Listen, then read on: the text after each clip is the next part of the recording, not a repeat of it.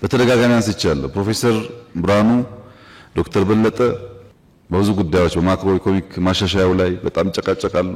በእያንዳንዱ ሪፎርም ይጨቃጨቃሉ፣ ሐሳብ ያነሳሉ።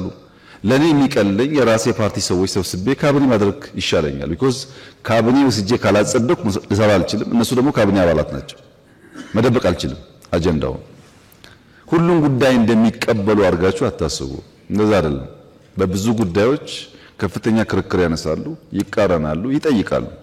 እንደዚህ አይነት ልምምድ ግን ካልተለማመድን በጋራ ሀገር ልንሰራ ስለማንችል ይሄው 4 ዓመታችን እኮ ነው። እነዚህ ሰዎች ከባለፈው ምርጫ ጀምሮ የካቢኔ አባላት ሆነው 4 ዓመት አለን እየተጨቃጨቅን። ከውጊያው ስለሚሻል ከስደት ስለሚሻል ነው አብረን የምንሰራው። እና በእኛ በኩል ያለው እሳቤ ፉክክር ብቻውን በቂ አይደለም፣ ትብብር ያስፈልጋል። ባንግባባ እንኳን እየተባበርን ኢትዮጵያን ብንገነባ ይሻላል የሚል ሐሳብ አለን። ተናግረናል፣ ጽፈናል፣ ደግሞ ልንኖረው እየሞከርን ነው።